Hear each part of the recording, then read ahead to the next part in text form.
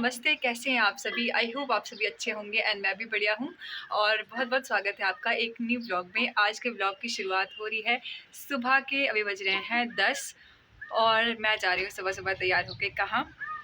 तो आज आ रही हूँ मैं वन मित्र के जॉइनिंग लेटर लेने के लिए। वैसे हमें पिछले कल मुझे नहीं, पापा जी को कॉल आई थी कि आपको ऑफ़िस में बुलाया है, तो आज जा रहे हैं हम। और बाकी जो हमारे रेंज के अदर वन मित्र भी हैं, उनको भी कॉल आई थी।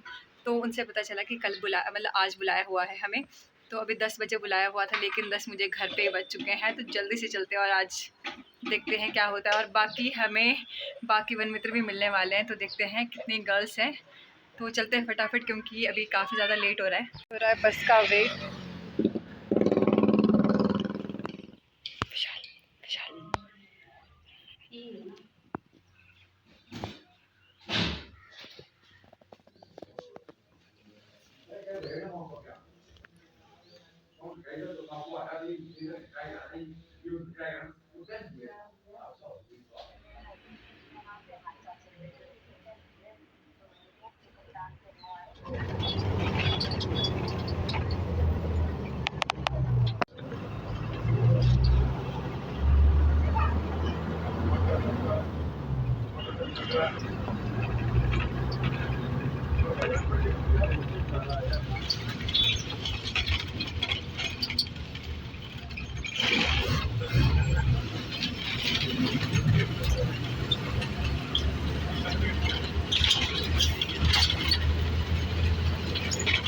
Good evening. और अभी आ चुकी हूँ मैं घर, और मैं चली गई थी रेंज ऑफिस के बाद कुल्लू।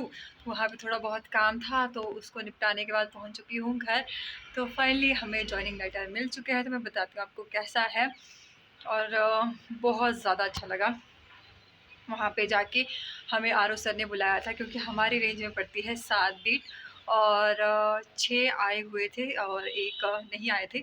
बाकी सभी को हमें अपॉइंटमेंट लेटर मिल चुके हैं, और बहुत अच्छा लगा। और उसके बाद मैं अभी आपको थोड़ी देर में मिलती हूँ। आफ्टरनून एवरीवन, आज है डे 2 और कल मेरी बात अधूरी रह गई थी। उसका रीज़न एकदम से कुछ इमरजेंसी आ गई थी सडनली, और घर पे मासी जी बीमार हो गए थे, तो उनके साथ हॉस्पिटल जाना पड़ा। तो उसके बाद फिर शाम को आने के बाद पता ही नहीं चला बिल्कुल भी टाइम का, काम वगैरह किया और पूरा निकल गया टाइम। तो कल मेरी बात अधूरी रह गई थी। और जैसे कि मैंने आपको बताया था कि कल गई थी मैं जॉइनिंग लेटर लेने, और पड़ती है भुंतर रेंज, और उसमें है 7 वन मित्र जो सिलेक्टेड हुए हैं। तो हम सभी आए हुए थे, और अच्छे से सभी, पूरा स्टाफ बहुत अच्छे से मतलब बातचीत कर रहे थे बहुत अच्छे से। तो उसके बाद फिर हम बैठे, और फिर आरओ सर ने हमें वेलकम किया कि अब आप हमारा स्टाफ हो गए, ये वो, मतलब अच्छे से हमने हमारे साथ बात करी। और उसके बाद उन्होंने बोला कि ड्यूटीज़ के बारे में हम आपको बता देंगे। बाकी आपको थोड़ा बहुत तो ब्रीफ नॉलेज है ही कि आपको करना क्या है। तो बाकी जैसे ही आपकी जॉइनिंग होगी वैसे ही आपको बता दिया जाएगा। तो जॉइनिंग के बारे में बताया गया है कि 16 से 30 के बीच आप कभी भी ज्वाइन कर सकते हो, और 30 के बाद आप ज्वाइन नहीं कर सकते। लास्ट डेट आपकी जॉइनिंग की 30 अप्रैल ही रहेगी, उसके बाद आपकी जॉइनिंग नहीं होगी, और तब तक ही जॉइनिंग करनी पड़ेगी। और साथ में सभी को मेडिकल सर्टिफिकेट से रिलेटेड भी काफ़ी ज़्यादा डाउट्स आ रहे थे। तो मैं बता देती हूँ, क्योंकि मैंने पर्सनली पूछा आरओ सर से भी और बीओ मैम से भी। तो उन्होंने कहा कि जो हमारे मेडिकल सर्टिफिकेट पे साइन होते हैं वो होते हैं सीएमओ। तो जो चीफ़ मेडिकल ऑफिसर होता है उनके साइन ज़रूरी होते हैं, और जो सीएमओ मिलते हैं हमें वो हमें पूरे डिस्ट्रिक्ट हॉस्पिटल में ही मिलेंगे।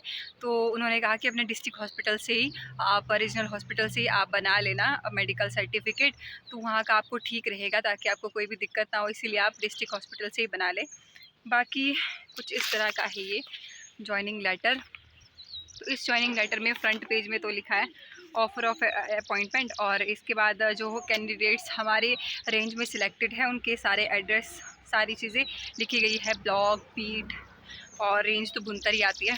बाकी सेकंड पेज पे हमारे कुछ टर्म एंड कंडीशंस बताई गई है, जो हॉलीडेज़ के बारे में है, ड्यूटीज़ है हमारी। और फिर तीसरे चौथे पेज पे है हमारा एफिडेविट। और एफिडेविट के बारे में ऐसा है कि एफिडेविट का हमें पूरा जो फॉर्मेट है वो बताया गया है कि किस तरह का होगा, और इसी फॉर्मेट में हमें बनवाना है एफिडेविट। और ये सारी जो चीज़ें सबमिट होंगी वो होंगी जिस दिन आपकी जॉइनिंग होगी उसी दिन। और एक साथ में है मेडिकल सर्टिफिकेट का फॉर्म। तो मेडिकल सर्टिफिकेट का फॉर्म भी हमारे पास है इसी में ही। तो सारी चीज़ें जो है हमें रेंज ऑफिस से प्रोवाइड हो रही है, तो खुद से आपको कुछ निकालने की ज़रूरत नहीं है। इसमें सारी चीज़ें दी गई है और काफ़ी अच्छा लगा। और साथ में आपको बता देती हूँ, और साथ में ऐसा हुआ कि हमारे शूज़ का जो साइज़ है और जो कैप का साइज़ है वो भी लिया गया। और उन्होंने बताया, एक लिस्ट थी उसमें बताया कि अपने जो शूज़ का साइज़ है और कैप का साइज़ वो आप लिख दो। और रही यूनिफ़ॉर्म की बात, तो वो कह रहे थे कि यूनिफ़ॉर्म भी आपकी जो है जॉइनिंग से पहले तैयार हो जाएगी, और उसके लिए कुछ ही दिनों में आपको कॉल भी कर लेंगे। आर ओ सर कह रहे थे कि आपको थोड़े दिनों में कॉल भी आ जाएगी, और उसके बाद आपका मेज़रमेंट लिया जाएगा और आपकी यूनिफ़ॉर्म आपकी जॉइनिंग तक तैयार हो जाएगी। इस तरह का कुछ रहा। काफ़ी देर वेट करने के बाद फिर हमें पूरे स्टाफ से बात करने का मौका मिला, और काफ़ी अच्छे से हमसे बातचीत की गई और अच्छा लगा। मतलब पहली बार ना, पहला चीज़ का एक्सपीरियंस कुछ अलग ही होता है, क्योंकि किसी भी डिपार्टमेंट में जाना मतलब पहली बार काम करना, मतलब कुछ अलग ही फीलिंग होती है, नया नया सब कुछ लगता है। तो वो सब चीज़ें हैं। और बाकी मैंने आपको बता दिया कुछ इस तरह का रहा। और हाँ, एक ज़रूरी बात बता दूँ मैं आपको, जो कह रहे थे ना कि आपकी कैंसिल भर्ती हो जाएगी या फिर हमारी भर्ती कैंसिल हो जाएगी, हम बहुत ही टेम्परेरी बेसिस पे। तो ऐसा कुछ नहीं गाइस, क्योंकि कल हमारे साथ सभी जो हमारे रेंज का स्टाफ बैठा हुआ था, बीओ मैम थे, रेंज ऑफिसर जो थे, हमारे आरओ सर वो थे, और हमारे गार्ड जितने भी बैठ के हैं वो सभी थे। तो उन्होंने कहा कि आप टेंशन ना लो फ्यूचर की, क्योंकि आपको जो है फ्यूचर में कुछ ना कुछ सरकार अच्छे से मतलब सेटल कर ही देगी। और कह रहे थे कि आपके लिए ज़रूर से कुछ ना कुछ सरकार करेगी आने वाले टाइम में। और आपने ऐसा नहीं सोचना है कि ये ऐसे वैसे कुछ भी मतलब नेगेटिव नहीं सोचना है। तो आरओ सर ने खुद ये बात कही, मतलब अपने खुद से ये बात कही, और मुझे मतलब ये सब चीज़ें सुन के ना बहुत ज़्यादा अच्छा लगा। तो उन बच्चों के लिए भी बता रही हूँ जो भी ये वीडियोज़ देख रहे हैं, तो आप प्लीज़ पॉजिटिव रहिए, नेगेटिव ना सोचिए। ऐसा नहीं सोचना है कि बस हमें निकाल देंगे ये वो, ऐसा कुछ नहीं होता। अगर ऐसा होता तो पहले ही मतलब बताया होता कि आपको 2 साल तक सर्विस करनी है, उसके बाद आपको निकाल दिया जाएगा। तो ऐसा कुछ नहीं है। तो कुछ ऐसा रहा माहौल, अच्छे से मतलब सारी चीज़ें हो गई। मेडिकल जो बनाया जाएगा वो आप कभी भी बना सकते हो मेरे हिसाब से। तो अप्रैल में जॉइनिंग होनी है, तो आप अप्रैल के फर्स्ट वीक में बना सकते हो मेडिकल। और ऐसा कुछ नहीं है कि अगर आप अभी भी बनाते हो तो वैलिड नहीं होगा, ऐसा कुछ नहीं होगा। क्योंकि काफ़ी महीनों तक जो हमारा मेडिकल सर्टिफिकेट है वो वैलिड रहता है। लेकिन अभी तो हमारी वैसे नेक्स्ट मंथ ही जॉइनिंग है, तो इतना कुछ होने नहीं वाला है। अगर आप अभी भी मतलब मेडिकल सर्टिफिकेट मेडिकल बनाते हो तो उसका भी कुछ नहीं है कि आपका रिजेक्ट होगा, ऐसा कुछ नहीं होगा, वो एक्सेप्ट कर लिया जाएगा। तो कुछ इस तरह का है सारी चीज़ें। और मैं सभी वन मित्र से भी मिली, बट यार फ़ोटोज़ वगैरह नहीं ले पाई कुछ भी, क्योंकि पहली बार थोड़ा सा अजीब सा लगता है जब तक थोड़ा फैमिली। बट पूरा स्टाफ जो हमारी रेंज का है काफ़ी ज़्यादा फैमिलियर है और अच्छे से बात कर रहे थे बहुत ज़्यादा। तो कुछ दिनों में सर कह रहे थे कि जो आपकी यूनिफ़ॉर्म है आपकी जॉइनिंग से पहले ही वैसे तैयार हो जाएगी, ऐसा कह रहे थे सर। बाकी देखते हैं अब कब तक मेजरमेंट होती है। और जो जितना भी चीज़ें रहेगी वो खुद से ही जो फॉरेस्ट डिपार्टमेंट सरकार जो भी होगी खुद से करेगी, हमें कुछ भी करने की ज़रूरत नहीं है, हम सिर्फ मेज़रमेंट देने जाएंगे। तो कुछ दिनों में हमें कॉल आ जाएगी। सर कह रहे थे कि थोड़े दिनों में आपको बुला लेंगे मेज़रमेंट के लिए। गाइस जितने ज़्यादा पेजेस दिए गए हैं हमें रेंज ऑफिस से, इतने ज़्यादा प्रिंट आउट निकाल के तो मैं ये वीडियो बना रही हूँ, तब तक काफ़ी बच्चों को जॉइनिंग लेटर आ गए होंगे। और बाकी ऐसा है कि आप बताएं आपके वहाँ पे कैसे कैसे काम चल रहा है, और यूनिफॉर्म का क्या क्या बन रहा है, कमेंट में ज़रूर बताएं। कुछ एडिशनल इन्फॉर्मेशन हो तो आप बता सकते हो अपनी तरफ से। और मैं वीडियो कल ही बनाना चाहती थी, क्योंकि मैं बहुत ज़्यादा एक्साइटेड थी, क्योंकि काफ़ी देर वहाँ पे बैठे हम, तो मतलब अच्छा लगा काफ़ी ज़्यादा। और कल बना नहीं पाई, लेकिन बहुत ज़्यादा बिज़ी हो गई थी। तो आप बताइएगा ज़रूर कैसे कैसे कि मैंने आपको बताया था कि यूनिफ़ॉर्म के बारे में अभी भी क्वेश्चंस आ रहे थे कि यूनिफ़ॉर्म कैसी होगी। तो यूनिफ़ॉर्म सेम जैसी फॉरेस्ट गार्ड की होती है वैसी ही होगी, लेकिन जो साइड में लगता है ना, वो क्या बोलते हैं उसको, फित्ती जो एक दूसरा उसमें शायद वन मित्र ऐसा कुछ होगा, तो ऐसा ही होगा बस। बाकी सेम जैसी फॉरेस्ट गार्ड की यूनिफॉर्म होती है वैसी ही होगी हमारी भी यूनिफॉर्म भी, तो इसमें कुछ ज़्यादा घबराने वाली बात नहीं है।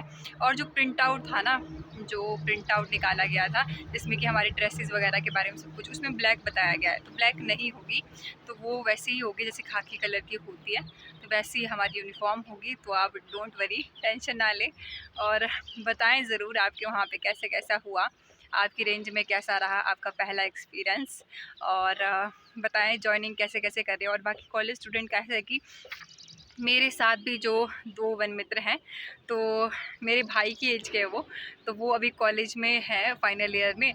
तो उनका ऐसा है कि हमारे कुल्लू के एग्ज़ाम वैसे अप्रैल में टेंटेटिव डेट शीट तो आ चुकी है, तो उसमें बता रहे हैं अप्रैल में ही ख़त्म होने वाले हैं। तो आप बातचीत करके जैसा भी एडजस्टमेंट करके 1-2 एग्ज़ाम का तो आप कर सकते हो, क्योंकि 30 तक तो आपको जॉइनिंग करनी ही पड़ेगी। क्योंकि जो मेरे साथ वाले जो वन मित्र हैं वो भी कह रहे थे कि हमें जॉइनिंग थोड़ी लेट करनी होगी, क्योंकि उनके एग्ज़ाम्स वगैरह है अप्रैल में, तो उसमें भी टाइम लग जाएगा। तो उस तरह से आप कर सकते हो जैसे भी टीचर से बात करके, क्योंकि हिमाचल में अब जो नए बच्चे हैं वो एसपीयू के अंडर भी आते हैं, तो हम तो एचपीयू से पढ़े हुए हैं। बाकी पता नहीं यार, बस बाकी जल्दी से आपकी जॉइनिंग हो जाए, सबकी जॉइनिंग हो जाए, मैं तो बस यही कहती हूँ।